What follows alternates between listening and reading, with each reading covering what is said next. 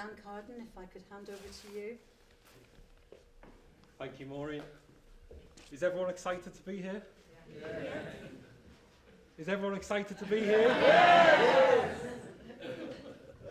Welcome, everyone. Mick, this is my wonderful constituency Labour Party and other activists from across the city. This is the 4th annual Eric Heffer Memorial Lecture. I'd like to thank the Liverpool Walton CLP Committee for organising this event, especially Gary and Hope University for allowing us to use the venue, and our speaker this evening, the RMT's Mick Lynch.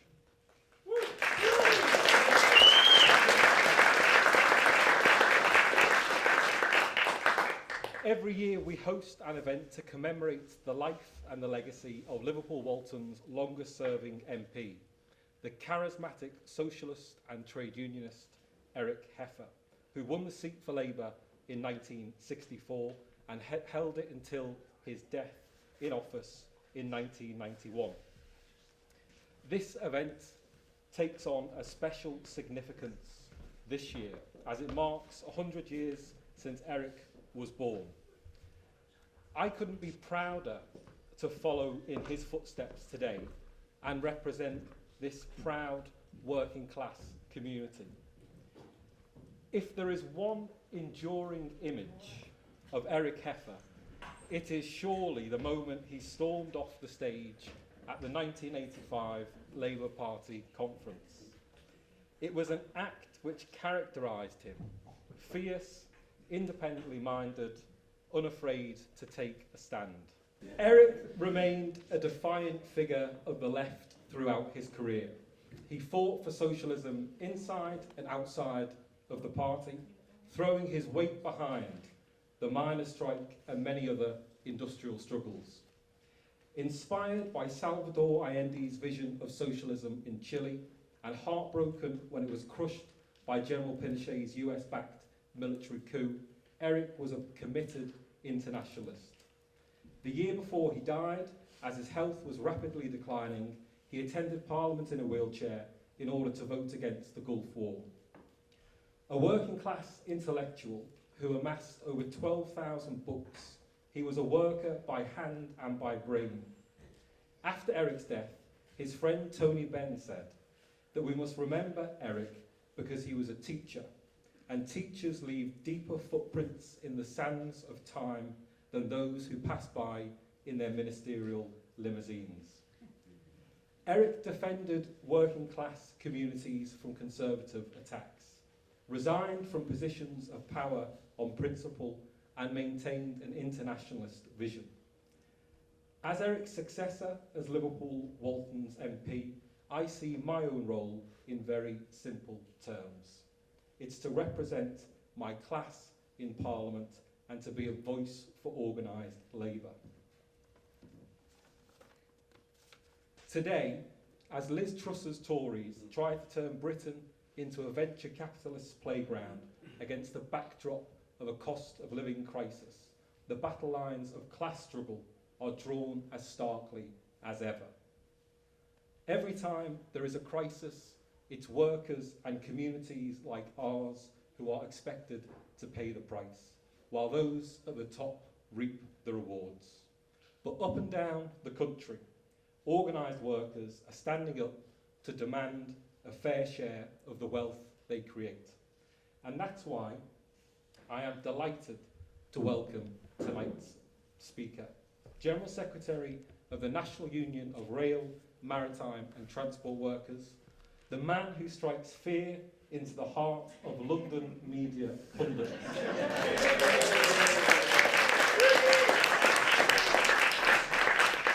Mick Lynch. Under Mick's leadership, the RMT has been on the front line of the fight to defend jobs, pay and conditions. And I can think of no one more fitting to speak with us about the challenges facing our movement today. Please give your warmest possible welcome to Mick Lynch.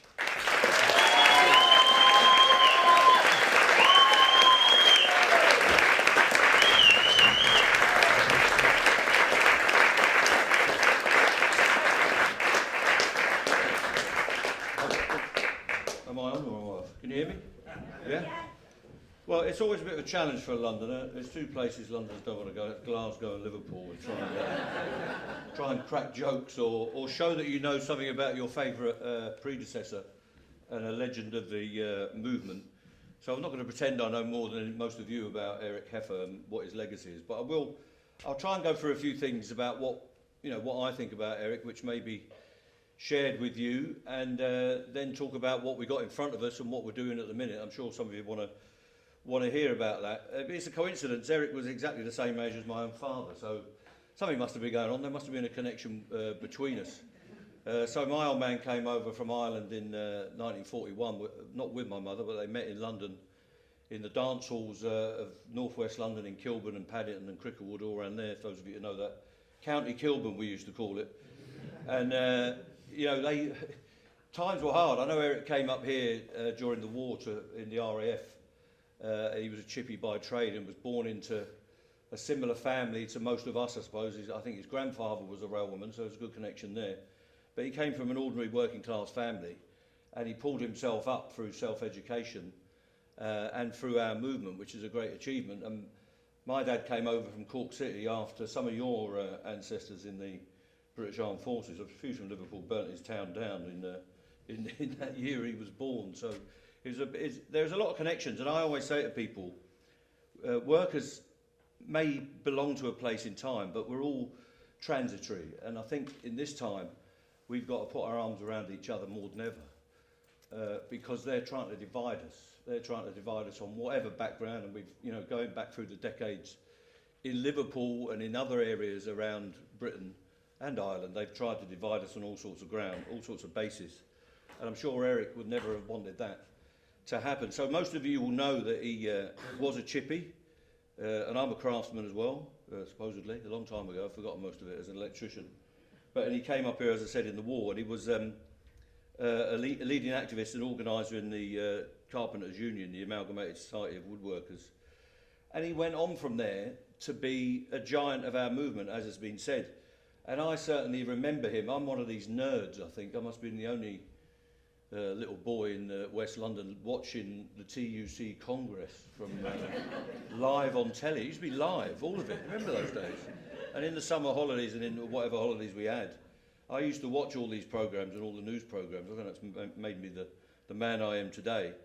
But I remember him not just, the famous moments in, was it 1985, I think, with the Liverpool City Council, but he was around all of the time with some of these big figures that we all knew on the left of the Labour Party, and to be fair, lots of other characters who looking at the Tory party conference this week, even on the Tory benches, seem to be a bit less robotic and have a bit more of a hinterland, I think they call it, in the background. Even dear old Ted Heath, who was our great enemy, was the son of a carpenter, by the way. He wasn't working. You never think it. Ted Heath was born into a fairly working class family, but those people dominated our lives when we only had the two channels that had news on at that time, ITV and the BBC, and Eric and others were there almost throughout my childhood. And I always admired him because he stood out from everyone else. Even then, he stood out from the herd. And as you know, and as has been said, he was this self-educated marvel, really. It was incredible the way a lot of people have picked up on my remarks about James Connolly, who was another self-educated person, a person who came from even more extreme poverty than any of us have ever experienced, and just pulled themselves up to be these remarkable thinkers. I mean, they didn't have, they learned to read and write somehow, but then they didn't have classes or universities such as this one in which to learn about values, in which to learn about Labour history. They had to go out and learn it for themselves, and then became tremendous writers. And I think Eric stood out because he wasn't a cliche. Like, they'd make out these boring, and there are plenty of them, by the way, these boring left-wing activists with a plastic bag full of stuff, full of papers. He was a much more interesting and developed character than that. I hope nobody's going to take offence to that. But we've all experienced them over our lives in the movement. And, he had this experience of going in the Labour Party, going into the Communist Party, for very strong reasons. If you look at the period he went into it, with all that was going on with fascism and all the elements that were opposed to each other in the wars and in the battles in the international movement at the time, and then came back into Labour, because it's got to be said, he wouldn't fit into anyone's stereotype, and he wouldn't. I mean, he must have been a nightmare if you were trying to deal with him as an organisational matter, as a bureaucrat. And even on his religion, which was very well known at the time, he had been a Christian, then he became an atheist, and then he came back to his own form of free-thinking Christianity later in his life, and wouldn't be pushed of it, even though if it wasn't fashionable. And I think those different elements in his life, plus his everyday experience of dealing with poverty and the working class movement here in Liverpool and around the country, made him a completely different type of politician, I think, and something to be admired and something to be cherished. And he was always that believer in free speech, never afraid to speak his mind. I don't know what it was like to be on the end of his free speech. Some of you in Walton might remember it, I suppose, and in the movement. But he said, and there's a quote here, the essence of my socialism is libertarian socialism. I believe in the freedom of speech and freedom of thought. Socialism to me is the right to disagree. And I think a lot of his contemporaries would have argued that he took that to the ultimate, to the max.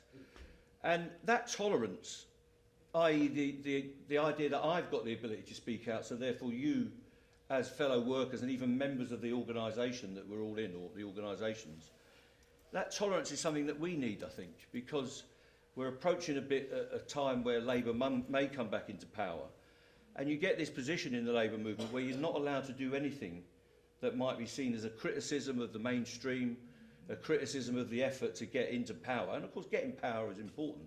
It's great having ideas, but if you never get to implement any of them or a version of them, that's, you know, your efforts are somewhat wasted. So, but I think that tolerance is something I've believed in, because I've never been in my lifetime, from the age of 16, being involved since I left school, which is a long, long time ago, 1978, when I had a little bit of hair then, would you believe? I've always stood out against the people that just want to say you're either in this group or you're nothing. And I think that time in our movement has gone, really. And we're going to need a sense of unity between us in the battles that are ahead, including inside our own Labour movement, where we allow dissent and a bit of tolerance. And we need that in regard to the people that are our leaders, if you like, but also in the ranks of what we might call the left, in inverted commas. We need a bit of tolerance there and a bit of understanding of each other. That sounds like I'm a hippie, but that was the age I was brought up in, I'm afraid, before punk came along. And characters like Eric's, we need those people in the movement, the people that can punch balloons sometimes, punch holes in the egos of some of our leaders, and shine a light on some of the compromises we have to make, some of the deals we have to do as trade unionists, but also as politicians, and the shifts in policy that we experience and no doubt will experience going forward. And his ability to do that is a lesson to us, the mere mortals of the movement, if you like, those of us that are holier than thou, that this is all necessary. If we've got to make compromises, if we've got to do deals that we don't, we didn't start off wanting to do, at least we should be honest about it. We should say we've had to do this, and recognise our shortcomings. And Eric, from what I understand from reading about him, was somebody that could always point out somebody's shortcomings. So maybe that's what we all need a bit of. And of course, he was an adopted Scouser, like I'm becoming. I was here only a week ago. And he got himself embedded, and he worked with your local Labour councillors and trade unionists, and to build the power base that is now the mighty Walton CLP. But that whole movement that we've turned, and I remember the days back in the 70s, and some of you remember it, when this wasn't an automatically Labour town. Far from it. The Liberals were very strong. I think they were, in my lifetime, the Liberals have been leading the council, even when in my working lifetime. I was trying to remember that today. And the Tories were very strong. There were very strong pockets of Tory support. Maybe they're still out there somewhere, but they're afraid to come out. And you know how strong your CLP is now, and I'm proud to say that our local National Union Railwaymen branch at the time met there in your Walton and Trades and Labour Club. And as I said, he had that heritage of the railway. And our own John Tilley, that some of you know, our regional organiser, has memories of being in the club and being in your committee rooms and stuffing envelopes and all the rest of it that we make the little kids do. I don't know if that's still allowed anymore, but to get the campaign going. And of course, that is vital. And John's very proud of his association with Eric's campaigns, and his uncle Don Hughes, some of you may remember, was Eric's election agent and deputy leader of the city council until he had an early death, unfortunately. But I mean, I remember, and it's been pointed out to me, that Eric was down on the P&O dispute, and it's easy to forget the P&O dispute, the original one, back in '88, which was a real milestone in breaking, if you like, the trade union movement at that time and using the anti-trade union laws as they were. So in other words, he was embedded in our movement. He was embedded as a local activist, not just as your MP. And of course, he worked with everyone that he could, you know, to keep the flame of socialism and keep the flame of rank and file control of our movement as one that was an important aspect of what we do. And of course, something controversial coming up here now, so watch out for this. I don't know how you all feel about this. He also had something in common with the RMT in regards to our position on Europe. And he was one of the people that upheld the traditional left position, which has changed over time. But he initially, my understanding is, he initially supported the European, the common market, as we used to call it way back in the day. And then he changed when he examined it more, that he went to that traditional left position of being opposed to it because, and I'm not going to go through all these arguments again, I'm sure you're as sick of them as I am, but essentially he regarded it as a capitalist club, a cartel of the strong and powerful that didn't allow for democratic control. And that's what united the people that were opposed to the European project at that time. And they ranged from Peter Shaw, who was on the right of the party, through people in the middle who just wanted us to be able to put forward a Labour or socialist programme. And there was a great fear that if you were involved in a supranational state or whatever it's become, you would never be able to get a full Labour programme through. That may have been true, but we won't get to find that out now. But he said in '75, people forget there was a referendum in '75 under Wilson, and he campaigned against membership. And it's a bit of a lesson for us. I dug up this quote. He said, while many of us are naturally very disappointed at the decision of the people, that was to stay in at that time, in relation to continuing in the common market, we nevertheless accept that decision. And what he meant was there, I believe, is that you cannot get on the wrong side of the people. Now, sometimes the people are wrong. I mean, we had a radio station in London called LBC. It's now national. And my mum used to listen to it 24/7 when my father passed away, like a lot of widows. And they wanted to hang everybody or deport everybody, and they wanted to deport the people they couldn't hang and hang the people they could deport. So the public are wrong, and we have to hold out against that. But in this case, where they showed they wanted to stay in, he felt that we had to accept it. And it's a shame, no matter what your views are, that the Labour Party spent so long, I believe, and distracted us in that period between 2016, when the recent referendum was, and the final decision, where it seemed to be a London-centric view that we've got to have this new referendum to turn back what people said. And I think that is a lesson for us, that we really got on the wick, all of us in the Labour movement, of many working class people, because we didn't get on with it, and we didn't make the best of what Brexit should be. And in the end, we left it to these ultra-rightists in the end to create the Brexit that they wanted. So I think it's an interesting position that you've got to know where the working class is to be a proper representative of the working class, in my opinion. So, you know, he was at his core, I think, he was a great activist and campaigner. And I'm sure his critics, and I can almost hear it in the back of my mind, were saying that we could have made more of his political career. And that's the problem, I think, because they regard it as a career, whereas he regarded it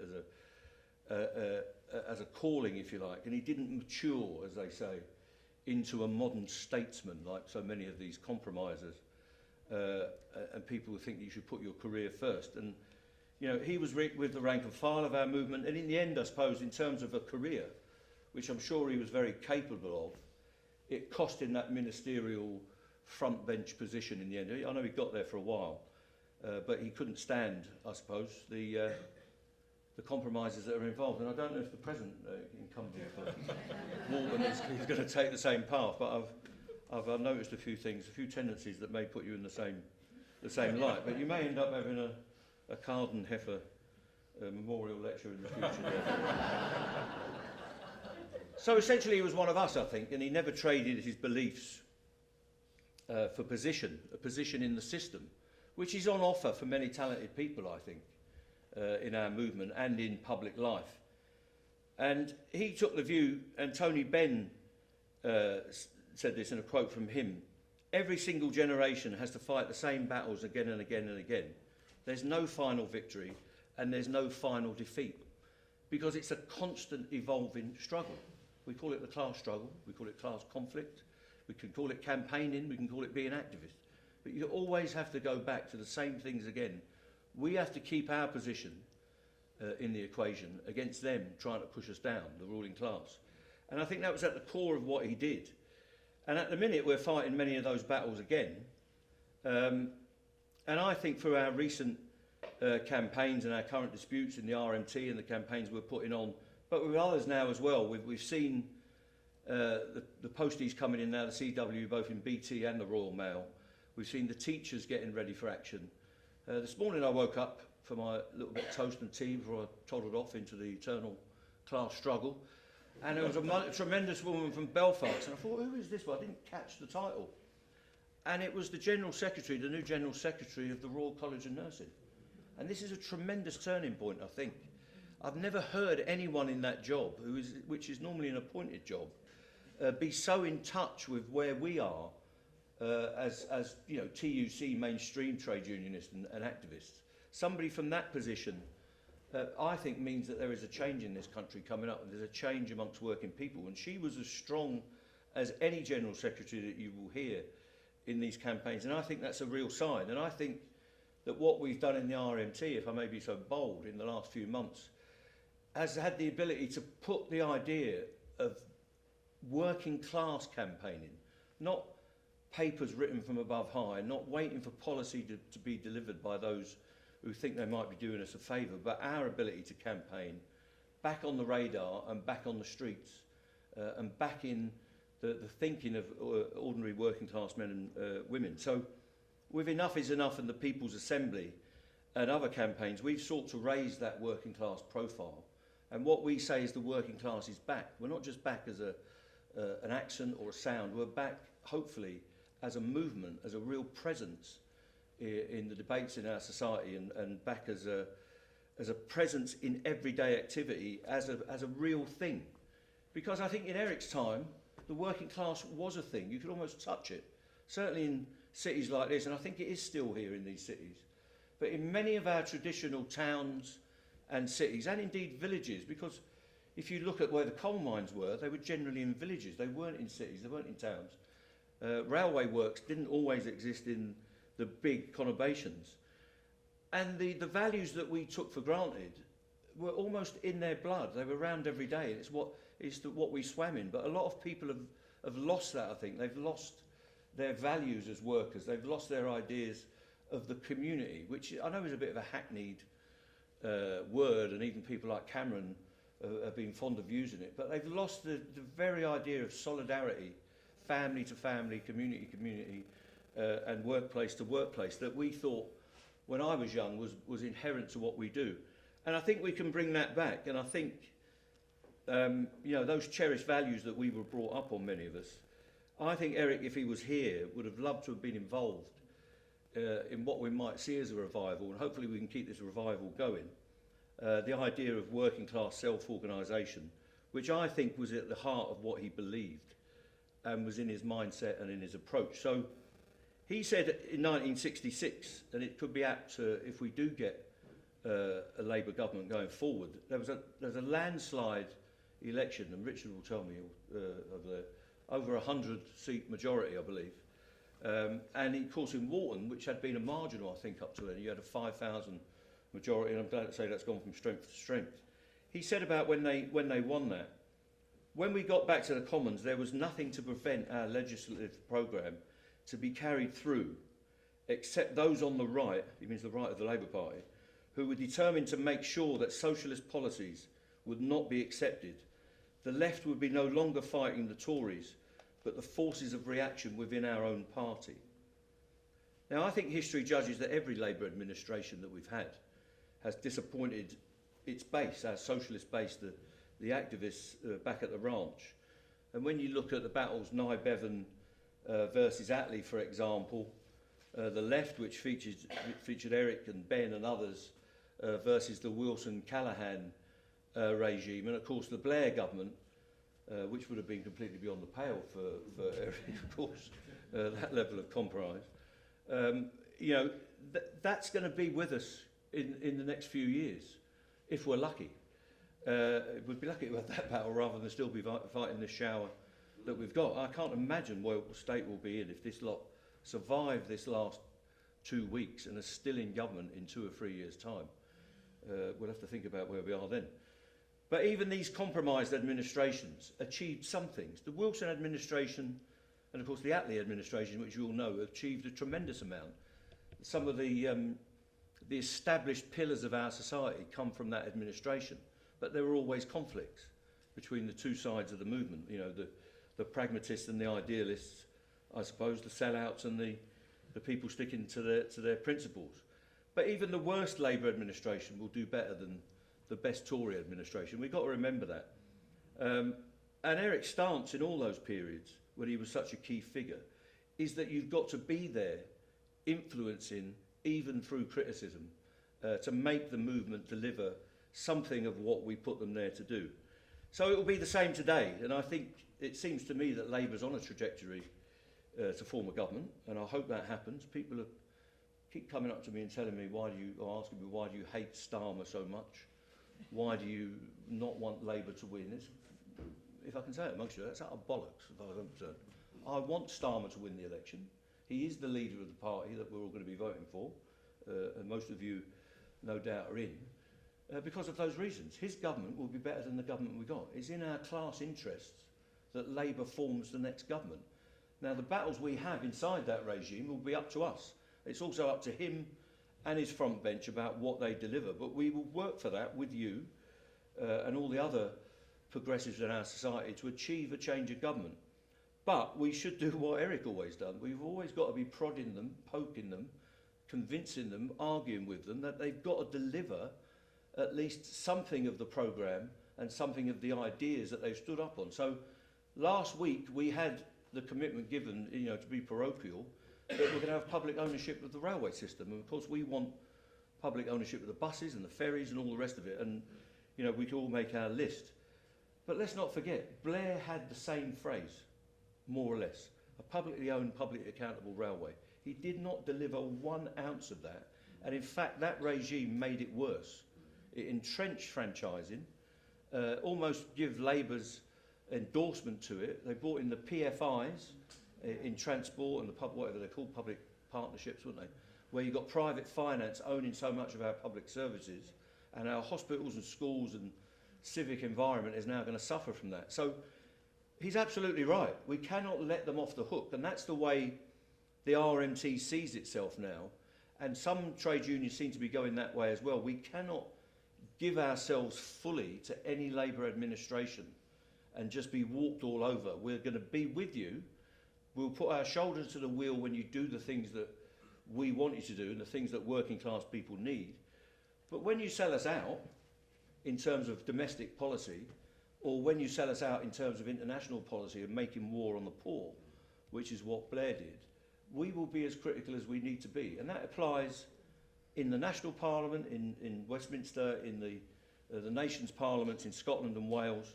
And of course now you're getting these regional governments that are becoming more and more important here on Merseyside with Steve Rotherham. And I did meet with Steve last week and said to him, look, we will tell you when you're doing really well. And I think he is.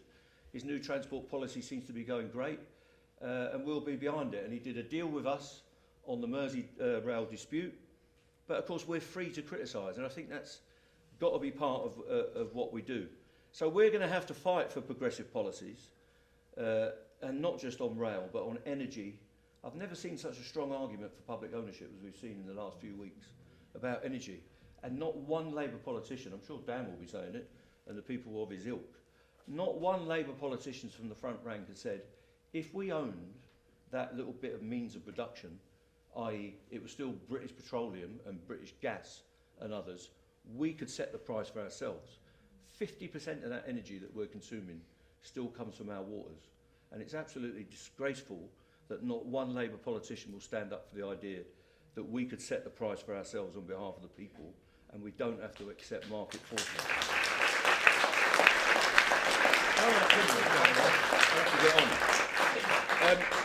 So I think, you know, we've got to fight for that New Deal for workers that I'm sure you lot all know about, and Dave Ward and I have been pushing it. And the TUC now, we're going to make them, that's another set of people we've got to kick and prod and encourage. All the nice stuff, but a kick might not do any harm either. But you've got one of your own coming into the Paul Novak is coming soon. So is he from the Wirral? I'm not sure if he counts as one of you lot. I always get confused about that. So we've got to fight for those progressive ideals and you know, implementation on the lines that we want it. We know we're not going to get everything, but we hope for a little bit more than nothing. So I think now if he was here, he would be imploring us to build the strength of the left, however way you want to define it. And I define it bigger than the traditional ideological left that we've had dominating the scene, I think, on the left of politics for quite too long, in my opinion. And that's got to be done, as I said, in the national parliaments, in the local and regional. And I think that left, or a people's movement, has got to be slightly redefined. We've got to build it in the trade unions, so that, and campaigns of effective industrial action and pressing the employers. And why that's so important, if you look at this argument about benefits right now in our society, I don't think they should be uprating benefits for people at work. I don't think people at work should be on benefits at all. Nobody who has a job in Britain should be on a state benefit, because what that means is that the employers, the bosses, are not paying the full price of labour. And we're subsidising low pay. And in towns like this, and all over, and in London as well, but all over our society, people are having their legs cut off by outsourcing, subcontracting, 0 hours contracts, that whole panoply of measures that modern capitalism uses in this country, and it's spreading all across Europe as well, by the way, more of the Anglo-Saxon model, as they call it. And that has got to be one of the, if you can do it, Dan, that has got to be one of the priorities of a Labour government, that if you're working on a service, you should be directly employed by the people that operate that service, whether it's the NHS, a school, a council, the railway, or whatever. And that is the way to rebuild working class prosperity. That is no subcontracting, and all these measures, these engagement measures, go out the window. So we've got to build that up in the trade unions. But I think we've got to help our people, obviously not in these areas where the labour movement's very strong, but where it's been lost in those traditional mining villages, in those former industrial towns. I think people are desperate for leadership, leadership from within our class, not leadership from on high. And I hope that what we're doing now in these disputes and in these the way we're talking and the language that we're trying to use to bring class politics, whether you're a Marxist or not, or whatever you are, class politics is still there. How do we get society to operate in our interests rather than the interests of the super or uber rich? So I'm sure that he would be there with us. And from what I've read from his earliest days in the RAF, where he was defending individuals, you know, in a non-organised area, right through his life, he always supported the base of our movement, the right of the rank and file to have a voice, and often, if needs be, in defiance of those at the top of our movement, who tend to think after a while that they own it and take the rest of us for granted in our working class communities. So in that spirit, he threw his full weight behind the miners' strike in '84, which he saw as, quite rightly, as the most important struggle since the general strike in '26. And he gave, you know, I'm not going to get into the Liberal City Councillors thing because it's a complex thing, and I don't want to stir up anything in the local audience. I'm sure you'd all. But his attitude in that, no matter what the details were and all the history, was that he would stand with the rank and file, the people that were supporting their own councillors. And I think that's a tremendous attribute for an activist and as a senior activist. But of course that meant he was against the Tory government and at the same time against the Labour hierarchy. But he did all the other stuff, and Dan listed, so he took some of my material down, so I'm going to have to skip some of this. But going back, somebody came up to me, we run the Conley Association for progressive Republican socialist politics for Irish people in Britain. We run that from Unity House, and I'm a very proud member. But he was here in '61, way back when, on the first Irish Civil Rights March, and of course Liverpool was important to that movement. This is way back before the Troubles, in a really minority issue, which you're bound to get criticised. And in this town at that time, you would have got criticised. So he was there standing up for that. And as we know, his internationalism was well recorded, with a special place for the Chilean government, which was overthrown by Pinochet and all those fascist thugs. And, you know, he wore that almost as an emotional thing, and I think that's a tremendous asset. I believe he would have been on the picket lines with us today, quite naturally, and his position is still the correct position. It's the same dynamic and the same muddle that these leaders get themselves into, as we've seen in the last few weeks. Kinnock, rather than condemn the Tories, would condemn the councillors. Starmer, rather than standing with the pickets, goes silent and comes out with this convoluted stuff that it's like coming out of some embarrassed Church of England vicar, the way he treats embarrassing strikers. How do you deal with this, you know? And it's a nervousness about being associated with organised labour and real workers, real men and women that have got problems. And if you can't associate yourself with that in opposition, I don't know what you're going to be like when you're in power, when you may actually be the employer or, on some occasions. But he understood the fundamental dynamic, and it's been expressed in many, many ways down the years. But I found this quote as well. It's a brilliant quote. The only answer to the power of capital is the power of the working class when it's organised. And that is what we have to do. And that's what we're trying to do now at the minute in the new organisations that we're bringing forward and the new campaigns. And I'm so delighted that in Liverpool we've had at least 2 or 3 meetings in these new campaigns. And that means we have to organise ourselves if we're to control our destinies as working people and to build a better society. It's organisation that wins for workers in the end, not just ideas.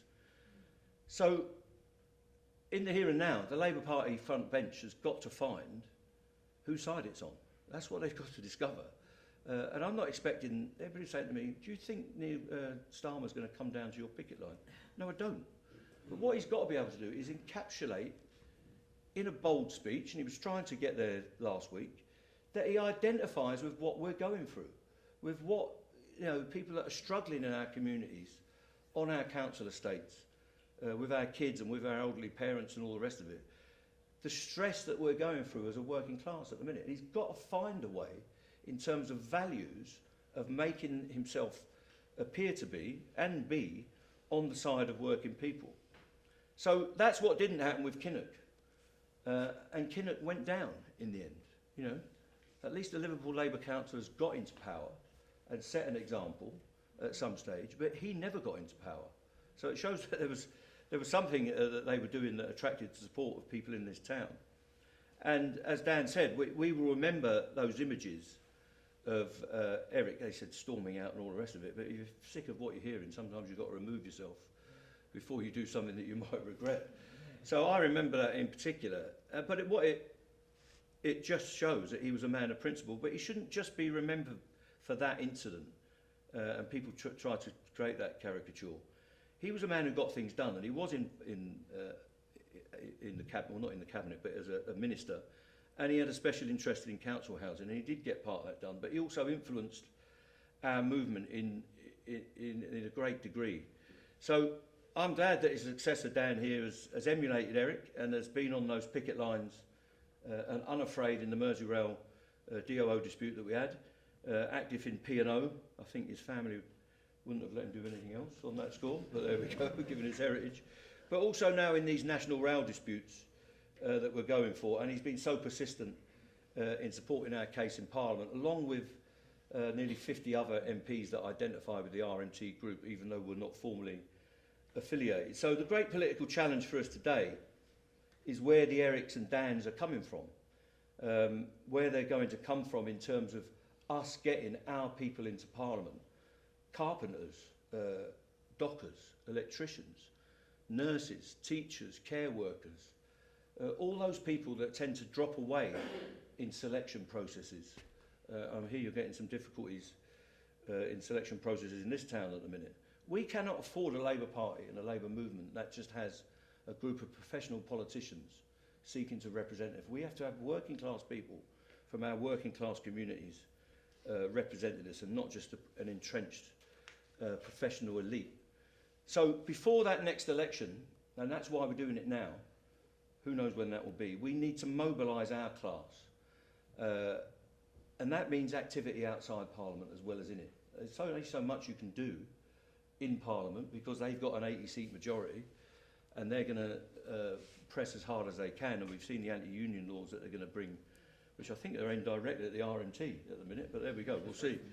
You know, and he recognised that extra part of parliamentary activity was important, and I'm sure it'd be with Enough is Enough and the People's Assembly and all those other community campaigns at the minute, so that we created a united broad front and a broad movement for change in our society. And it's that massive, vibrant and committed working class movement that reaches into all of our communities is what I believe that Eric would have wanted as a heritage for him in this area. And I know that he cherished the build-up of the Walton CLP and Liverpool and Merseyside as a bastion, a red bastion in a flag of blue sometimes. When you look at that horrible, not a horrible map of England, but that horrible political map of England, when you see all that blue all over it, I just find it very depressing. But there's always little beacons like Liverpool, Newcastle, Birmingham, and dear old London. So, you know, I think that we should commit ourselves to that, in keeping Walton going, keeping the rest of the CLPs in Liverpool on the right track with the right people representing us in Liverpool and Merseyside and the rest of the countries, and that would be a fitting memory to Eric in his 100th year. So that's what I've got to say about Eric. How long have I got, Dan? Have I got to get off? No good. I did kiss the Blarney Stone, but I think my old man made me bite a bit of it off, so you'll have to forgive me. But I'll just move on to where we are now. I'm sure that, I mean, I haven't got any notes on it. I'll just ad-lib and then you can ask me some questions if you want. So this dispute that we're in at the minute, the railway dispute, there's a lot of people think that we're taking it to them, but what you've got to remember, this is a defensive dispute. So we want a pay rise, naturally, like we do every year or whatever, however long the deal is. But they've come to us, even in COVID, in the midst of the lockdown, when our people were out there working, as so many public servants were, saying, well, this is all going to change. There's no more money for you.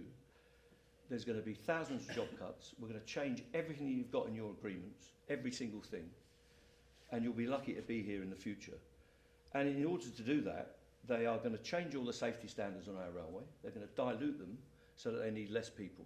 And they're going to go to a thing called risk-based maintenance rather than preventative maintenance, so that they can get rid of all that overheads, all that cost in terms of material and equipment, but also in terms of the people that they need. And that's going to be true right across. So that's true on Network Rail, and it's true on the rail operators, you know, the train operating companies, that wonderful Avanti that you have here, Northern Rail and TPE that come into Liverpool. So we've got the fight of our lives, and we've been telling our people that for at least 18 months, and now we're into it. And I was so proud of our union when we got those ballot mandates that smashed everything that the Tories put in front of us. Only, was it 2.5 years ago, I think, or 3 years ago, those laws came in that pushed up the thresholds again. And now that we've won that argument and got over all those, they want to change the law again so that we can't have effective action. But they were also banking that great strategist Grant Shapps and all that, the crew in the Department for Transport and in the Treasury, that within a week or two our strike would have collapsed, that the people of Britain would have turned on us because they would have said, well, you're out of order, we all need to pull together. We're all in it together, as Cameron said, and it's a time of national crisis. Well, they've had another thing coming, because I think the worm has turned in this country and people are ready for change. They are sick and tired of being exploited. They're sick and tired of the super rich flaunting it in their face. And I think last week was such a blunder, despite, you know, that you can add up all the numbers and do all that clever stuff about fiscal rectitude or whatever all that is. It sounds disgusting to me, but there you go. You can do all that stuff, but at the end of the day, it's the rich man on top and the poor people down below. And that's where we are. So you can see it. The meetings that we did, I wasn't here, Eddie Dempsey came up for the RMT, filling the old cathedral. I don't know how many people fit in there, is it 1,500 or more? And then 3,000 people outside. We only organised that meeting in a matter of days. We had an impromptu meeting at King's Cross on a picket line that had over 1,000 people Last weekend on the King's Cross picket line, we had 5,000 or more just turning up to show their expression of solidarity. The amount of people I meet going around, even passengers on non-strike days, are saying to our members, we're completely with you, you've got to break these bastards. You know, we want our railway to change, but we want our society to change. And they're not all from communities, our traditional strongholds like this one. There are lots of middle-income people who are saying they are sick and tired of what these lot are doing. And I believe very sincerely that many of those people don't want the tax cuts. I think people in this country, and I hope Labour stands up for this as well, are prepared to pay the price through progressive tax, which is the best form of equality you'll get. Everybody is taxed according to their means, so that the needs of the people can be fulfilled through progressive policies in our society. So I think we're getting a wave of this. We've got to wake up the trade union movement. There are still really big unions in our movement who are still asleep. They're not coming in and measuring up to the battle. Unite is there. GMB's getting there. There's a big strike in the town, in the city this week. So, you know, new set of leaders. The CWU is there. But there's vast unions. Unison has got to be woken up. And I'm not criticising people who are members of these unions. USDOR, well, they would rather not let anyone know that they exist. I think they're the third or fourth biggest union in the country.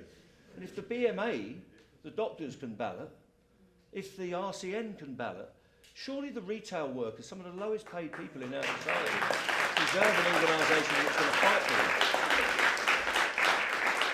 So that's what we've got to do. We've got to wake up our movement. We've got to keep the pressure on the professional politicians, wherever they exist. We've got to keep the pressure on the professional trade unionists like me, because I'm now a professional trade unionist. I was 38 years on the tools before I became an officer, because we have a rank and file union, and I was very happy with previous regimes, so I didn't want to undermine them. But Bob's untimely death brought me forward, and I've hopefully carried on in some of those traditions. But we've got to make the professional trade unionists act. So if you're in a union, I'm sure you all are, you've got to make sure that your regional councils, your branches, are active and up for the cup. Because we can't have neutrals in this struggle. We can't have people who sit aside and go, well, I hope the RMT win that, but I hope it doesn't affect me. We need a wave of activity, not in the winter of discontent, an autumn of activity. Right now, it's on top of us. So we need to shake up our movement, revive those branches, because I can tell you there's nothing a trade union bureaucrat likes more than dead trade union branches and dead regional councils where they can just do whatever they like. And I know that's not the case in Liverpool, because every time I do a speech, somebody comes and tugs me and says, what are you going to do about this campaign that we're running here and that campaign? But I will support anything we can. And we've also got to go back to where we started, as the Victorian socialists did, those people who were not Marxists, those people who were not ideological. They were believers, often believers in Christianity, but they believed in self-organisation and self-help, building up the services, building up the power of local councils. And I'm a fervent believer in that the best devolution we can have in our society is to give back the power to the local, town, regional councils, to make them, give them the authority to run those budgets, raise those taxes, and build those council houses and services that our movement so desperately needs. And I'm a firm believer that the solution to the housing crisis is to build up council housing stock, not social housing with development, but council housing under our control. And we've got to bring back the idea that public ownership itself, in and of itself, is a good thing. It would provide so many solutions to the problems we're facing now, which are the problems of rampant exploitation and rampant unregulated capitalism. Even the chairman of BP, it's astounding. This bloke has said this today. He's making, what did they make in the first quarter? £10 billion of profits. He said, why don't you tax us some more so that we can help people who are paying our bills? So the only people that don't believe in this, taxing the energy production companies, are the two front benches in our parliament. I mean, it's such an open goal for Starmer and Rachel Reeves. I cannot believe they cannot see this. Even Liverpool could score this goal at the minute.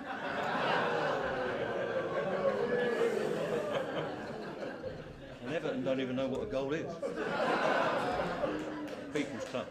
Anyway, look, it's there. I don't want to ruin this before I get off. Get me hard out on. But, you know, I think time is right. But I'm not going to labour this. So you're all veteran activists, I know. The time is there for us. I think there's an opportunity for us to seize it. If we can just build our people's confidence up and get out amongst them and say, look, we are there. And I'm saying to the trade union leaders, it's no good being in your offices. We've got to bring our movement out of those offices and onto the streets, not just in times of industrial disputes, but every day. I think we need education centres. I think we need to go back to having classes in some of these towns where we've lost our values and people have turned sometimes to the ultra-right, sometimes to drugs, sometimes to whatever. Tattoos and piercing seems to be the main occupation of the British working class at the minute. But whatever it is, we've got to drive back to the stuff that our movement was based on. And I think if we can do that, we'll have a movement to be proud of. And I think we will have a revival in our fortunes, but a revival in the way we feel about this movement. And that's what I think Eric would have wanted. So thank you for listening to me, and thank you for giving me the opportunity.